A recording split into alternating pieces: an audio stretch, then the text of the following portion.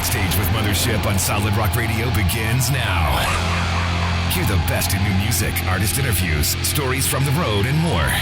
You are now backstage, and here's your host, Mothership. Hey everybody, today I want to introduce to you my new friends from Texas, Stonewall Static. These guys bring an energetic show with an encouraging message of the hope of Christ. Let's just jump right into the call. I have Stonewall Static here. Hey guys. Hey, how are you doing? Good. And now y'all are in Texas? South Texas, yeah. All right. Introduce yourselves. I'm Josh, and I play the drums. I'm Daniel, and I play guitar and keys. I'm Caleb, and I do that thing with the mic, and I play the bass. The big guitar. The big guitar. Big strings. The big strings, yeah. That's right. I actually got a 12-string bass recently, so we'll see. Is that legal? We'll see. Yeah, I was wondering the same thing, but We need special permits for it. yeah, I've got my license in my pocket right now. What kind of tuning is that in? It's in standard, believe it or not. It's 3-string octaves. Okay. How'd you get to play the bass? Well, I was looking for an instrument that really suited me. When I was younger, I tried acoustic guitar. I took piano lessons for a while, and nothing really seemed to stick. But my dad was like, you know what? I think he'd like a bass. He buys me a micro bass for Christmas one year when I was 13 and fell in love with it. I've been playing the bass since I was 13 now, and there's just no instrument that really satisfies me the way the bass does. It's wonderful. Who's your favorite bassist? Oh, Les Claypool, Of course. easily. Awesome. All right. So how did you get into the vocals? Was that something that came naturally? Have you always sung?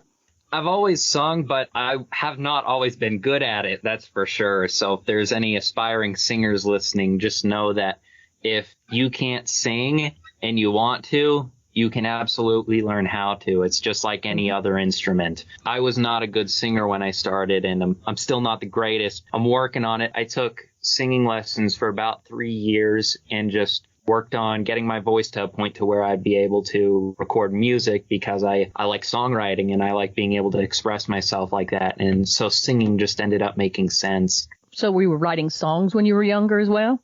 Yeah, not good songs, but they were songs nonetheless. You got to start somewhere. That you do. All right. So Josh, when did you start playing the drums? Ever since I could hold a stick in my hands, I was banging on something. Little miscreant running around the house, banging on pots and pans. I think about 3 years old, my dad bought me my first drum kit. And 3? 3 years old, yep. My neighbors loved me. I bet. I just fell in love with playing the drums. It was therapeutic. It's never gone away for me. Never get tired of it. Well, I have a particular affinity for drums because my brother was a drummer. And Oh, of no course, kidding. Yep, I love me some drums. All right, now I'm going to get to Daniel, who plays guitar. Tell me, Daniel, how did you start playing guitar? I started playing guitar with my grandpappy. He plays blues and surf, and he sat me down and he's like, "This is what you're gonna play," and that's how I started. Awesome. Now, whose dad played in a band in the 90s? Yes. Yeah, that was me and actually. Caleb's dad. Yeah. Oh, okay. So me and Josh are brothers, for those who don't know. Our dad was in 2 touring bands, one in the 80s and one in the 90s, if I'm not mistaken. Yep. The one in the 80s was called Exit Right, and then the one in the 90s was Big Day Out. And they toured all the time. But one of the other things my dad did is he ran a production company as well. He was part of a big production company. So he did a couple tours, him and his company, providing production for tours like Kim Boyce back in the 90s. They did a couple others. So our uncle is also a Christian concert promoter. So like all of us have kind of been raised up in the Christian music industry. So it, It kind of came naturally for you. Yeah. it did. It makes a lot of sense. So your genre, alternative rock, which can cover a lot of different things. When I listened to you guys for the first time, I think it was a Facebook Live. I had some Family Force 5, FM Static, kind of 80s and 90s vibes in there. How close am I? No, we get those 2 specific bands all the time. Everyone's like, you sound like FF5 and FM Static We got meets compared like. to Andrew WK once too. Did we really? Yeah, we did.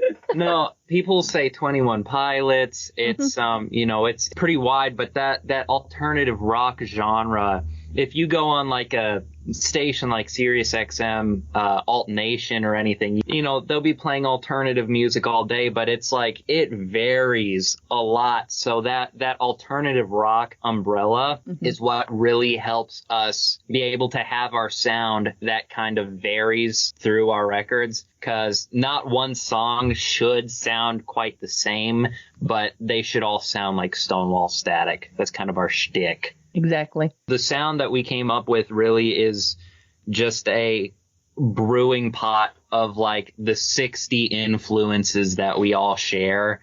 And everything in this pot is like Michael Bublé to bands like Gojira or even Korn, you know, everything in between. That's why you'll get some songs that are like really light pop ballads, and then you'll get a song like Get This Kid a Medal that has a lot of screaming and more intensity to it, and like even the kind of trap metal bridge that it has.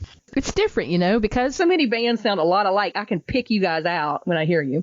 That's awesome. That's awesome. One tip of advice that I heard that kind of helped solidify our writing process as far as like fusing all of our influences was I was watching YouTube. It was an interview with Philip H. Anselmo from Pantera, and he was giving advice to young bands starting out, and he said the best thing to do to craft an original sound is to rip off 20 or 30 of your favorite bands all in one song.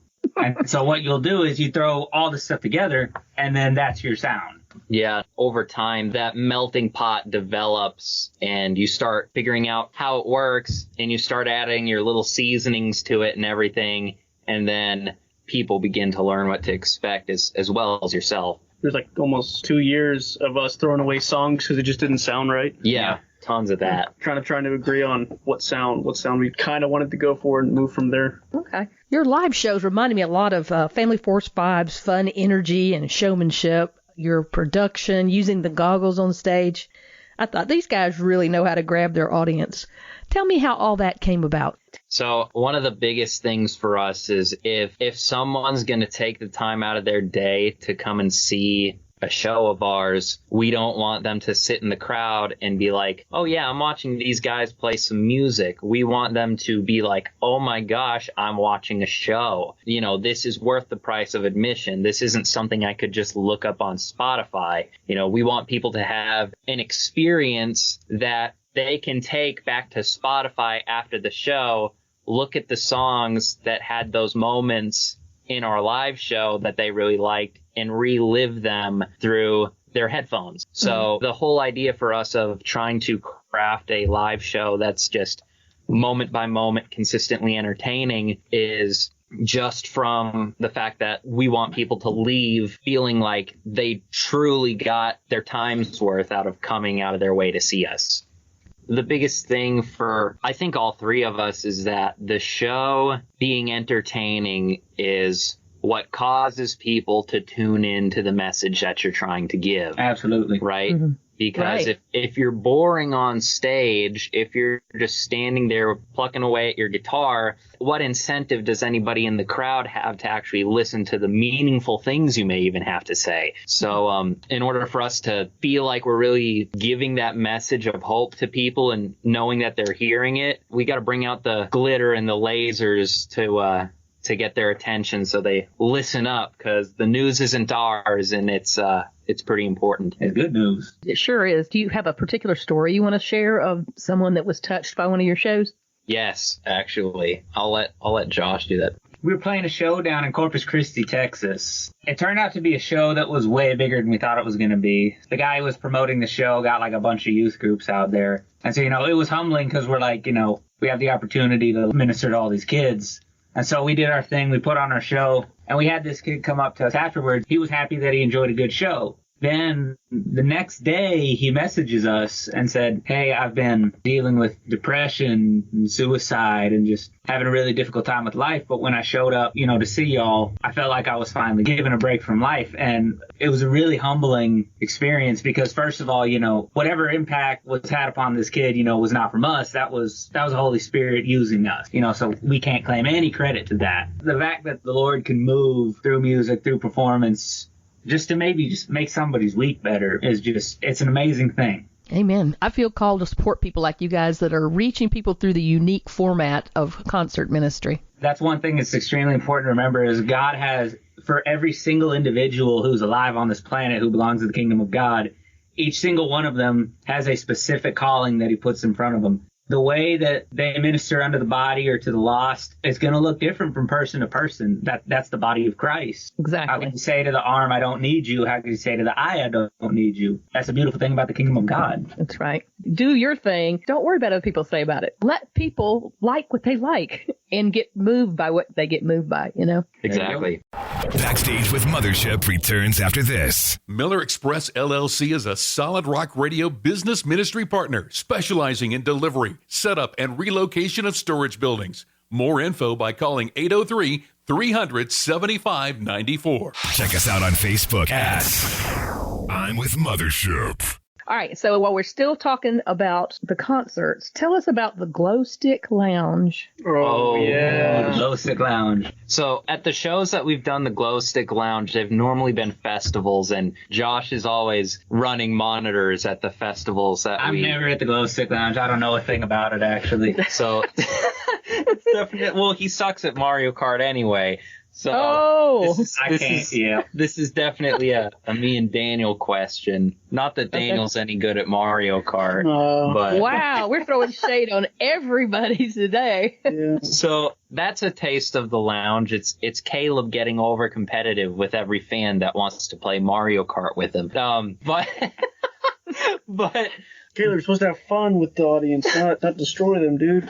no. So the lounge was this idea of us trying to make an experience where the fans could drop a little bit of money to have a lot of fun just with us one-on-one for about 10 minutes. And we were like, what better way to do that than play Mario Kart? Sit down in this velvet roped lounge with a bunch of orange snacks. Yeah, a bunch of all the snacks in the lounge are orange, right? Cheetos, goldfish. Oh yeah, Cheetos. And you get a free snack when you come in. You get to sit down in the nice orange chairs and play Mario Kart with whichever one of us band members is available, and you can do up to 3 people per session. And they're a lot of fun to do. It's a cool experience. We're looking on adding or adjusting some things to it. It's one of those things that we do that's really off the wall, but really fun. It's an added layer of stress in a way, but it's fun.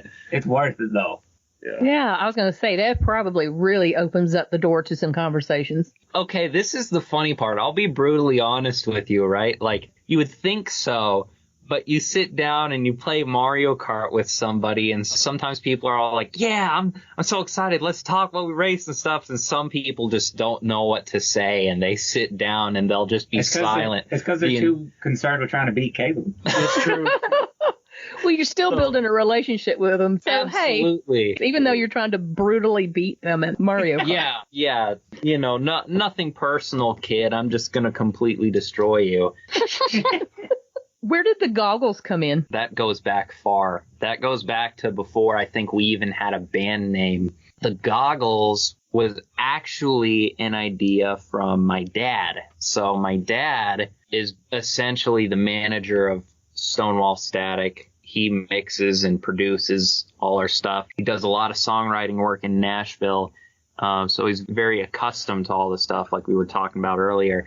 And we were all sitting down kind of trying to come up with this image. He knows that for a long time, since I was a little kid, I've been a Peanuts comics fan. So part of that image came from him thinking about that. And he was like, wait, Snoopy and the Red Baron. He thought of this image of the goggles and like coming out on stage with a scarf on and everything. Originally, there was a suit, but we scrapped the suit and it's just the goggles and scarf now. And it's essentially assumed the position of our logo. So rather than just knowing us by our name with a cool font, people know us by the goggles. So people will go, oh, Stonewall Static. Nice. I love Snoopy.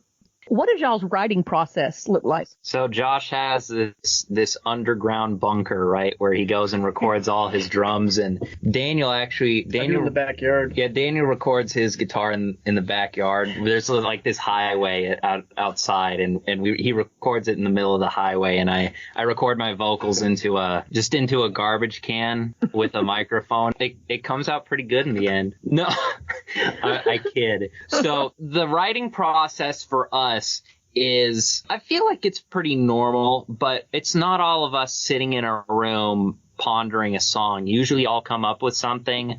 I'll come up with a basic melody, and I mostly write all the lyrics for all of our songs. But then I'll take an idea to the guys and I'll be like, hey, what do y'all think of this? Or what should we change here? So I'll come up with the bones of a song, the lyrics of a song, and then they'll take it, run with it, and then we'll all get together, finalize it, produce it. And it really starts with one person and then it goes to the other two. If we're all in the room, like, let's write something, we just end up staring at each other and noodling around like, does this sound cool? And we just kind of stare at each other. But if every time one of us has an idea, we kind of share it to each other and we all go to our separate corners and kind of start adding things until we get a song. Because if we're all in the same room, we'll probably just inevitably be sharing memes with each other all day and it'll never end. TikTok, Yeah. Mario Yes. Kart. Yeah. Well, and it's funny because not every band's writing process is a little different, because like a lot of metal bands especially, like they're all in the same room and they pull their songs out of jam sessions. And it's funny, we tried that approach and We can't do it. We just ended up playing Smoke on the Water and I'd like that. Now let's talk about your albums. I'm doing air quotes right now. We have our album Transistor. Spotify calls it an album. Nowhere else does. If you go on Facebook and somebody's talking about the EP Transistor, that's what you're going to hear. So is it an album? By technicality, no. Do we call it an album? Yeah, we do. Are we self-aware about it? Yes, we are. But it's definitely our first, and you can probably tell, hopefully not, but a lot of those songs we wrote 2+ years before they were ever released, with like 2 or 3 exceptions. some of those songs were even before like we officially were a band too. yeah, we just kind of threw ideas together and we're like, this sounds cool. Mm-hmm. And then once we became a band name, we kind of finalized it. Yeah, so Transistor really was this kind of 3 or 4 year amalgamation of just us writing stuff on our own time and saying, hey, what of these like 20+ songs are actually good? And we picked 7 good ones and we ran with it, mixed them all in-house, did everything we needed to do, put it out on Christmas Day in 2020. Yeah. And Oh boy, right in the middle of a pandemic. yeah, Right. no, and that slowed us down too. So it's our first album with its first album charm, I suppose. It's an album. It's an album. It's an album. Are you going to be doing some more shows anytime soon? Or are there some festivals that are coming up? At least any you can tell me about. We've got a few that we can't talk about yet, but yes, we're planning and routing a new tour right now. Okay. And for the past 2 years, we've been running the exact same show every night. Our show's programmed to the T, down to the movement, down to the step. And we've been doing that show for the past 2 years. And now that we've got a new album coming out, we'll be coming out with a new tour with a brand new show with new moments and lots of fun stuff. That's exciting. One festival we can talk about is we will be playing Chains Unchained 2022 in July. That'll be a fun one. Oh, that sounds a lot of fun. Check us out on Facebook at I'm with Mothership. We want to talk about the new album. How long have you been writing this? Dang, now that you say that, that's the first time I think I've really thought about it. The oldest song that we have on the record took us 3 years to write. It's the last song on the record. It's called Fuzzy. And it took us 3 years because we were just going back and forth. I was really going back and forth, wondering how to say what I wanted to communicate about that song. So it was mostly a lyrical struggle with that one, but I don't want to say too much on it. But it's in total, you could say it's about 3 years, but for the whole album, probably like 2. We also have 2 songs on the new record, Good Ones and Better, which we've been playing since Stonewall Static's first show, but we just chose to not put it on Transistor, our first album. It'll fit better with like the new type of feeling to it. Yeah. Yeah. And not to mention there were a couple, because with the passage of time, you grow as a songwriter. And what we were trying to communicate in those two songs specifically, we felt like we could do a little bit better. So we chose to wait. And I think that's for the better. All right, so drum roll. The name of the album is? Pedestrian Vibe. Oh, don't we have a drummer over here? Come on. Yeah, come on, Josh. Ding.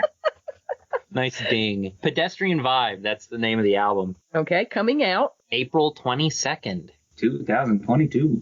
What can you tell us about it? It'll be the most fun to play live, that's for sure. Oh, that's Yeah, we're excited to play it live. It'll be 10 songs long. We wanted to write an album that encapsulated our frustration with the world over the past 2 years without getting political or without being polarizing, but simply just talking about that human struggle of having a bunch of information and opinions and stuff from the internet and from people around you thrown at you constantly. As someone who deals with anxiety, hearing all of that stuff constantly, having the news play in your ear 24/7, it takes a toll on a person mentally and emotionally. Considering where we are mentally, you can run into some trouble really quick. Not to mention it's also dealing with just the Christian walk and being amidst all the forces of darkness in the world, and how you keep a strong faith and how you keep your head level when the forces of darkness are this present. Yep. What do you want people to come away with? God's grace is more than enough to love your neighbor. That's it. Yep. I'll also say this album has the heaviest song we've ever written and the lightest song we've ever written. Yes. So the sound spectrum for us with this record begins to split both directions. So rather than us going, oh, we're going to go more pop or we're going to go more metal, we go both directions. Without sounding like a train wreck too much. Yeah, too much. We are a controlled train wreck, I believe. Awesome. I like that. What is y'all's favorite song? Oh, geez. But I've been waiting for someone to actually ask that, but I'm sure we all have a different one, so let's go one by one. Yeah, Josh. My favorite song off this new record is a song called Cozy Town. It's my favorite song lyrically. I think it has one of the stronger hooks we've written. When Caleb came up to me with the structure of this song, I was able to kind of play like exactly the way I would have played it if I wrote it. And so I could kind of play like the funk grooves that kind of inspired me to start playing drums. So Cozy Town for me, definitely. All right. No, I'd have to agree. That's a solid song. I think once we finally got together and learned it, I think it's going to be a killer live. I really like it too, especially the message. Mm-hmm. Yeah, same here. It'd be Cozy Town and Fuzzy, actually. All these songs are near and dear to my heart, but there's something about Fuzzy that was just a weight off my chest when I finally wrote it. For me specifically, I'd say it and Cozy Town are the two most important songs on the record, the first song and the last song. And Fuzzy was one of those songs that when I was in the studio recording it, I could not stop crying. Whether it is for other people who hear it or not is yet to be seen, but all I know is that for me it was really something. And we'll have to see how people like it, and I'm excited to see that. Is there anything that I didn't talk about that you wanted to talk about? Do we want to talk about merch? Yes, we got socks. Yeah, I'm so excited about talk about the socks. Yes, finally. Years and years of waiting. I've been waiting, man. The people have got Daniel has got what he wanted. Wait, do we have patches yet? No, we don't have patches. We need to get patches. But yeah, go to our website, stonewallstatic.com, and you can get merch online. We just recently dropped our first line of Pedestrian Vibe merch, which includes socks, bucket hats, hoodies, and t-shirts, everything that you can think of except for the stuff that we don't have. Okay. If someone wanted to come to see you guys in concert and they thought, you know what, I really like to bless these guys, what kind of snacks should they bring you? Mountain Dew. Say that louder. Mountain Dew. Mountain Dew. Okay. Mountain Dew. When we are on the road, when we stop somewhere, the place that I usually hope that we're stopping at is a Quick Trip gas station. Not No, not Buc-ee's, Quick Trip. Because I am a fanatic about their pizza, right? Just their grab and go gas station pizza. But when it's something that needs to be sealed, I would say Chewy Chips Ahoy. Honestly, I eat those way too much on the road. It is not good. And I'm just saying, I'm not asking anybody anything, but if someone were to ever bring me shrimp and grits and a black coffee, I will paint your house for free. I will do your taxes, and I'll even let you marry my firstborn when that comes around. What do you like, Daniel? I like drinks and stuff like that because I'm lazy. I don't like chewing stuff. You have to have eaten something in your life. Sirloin steak, no.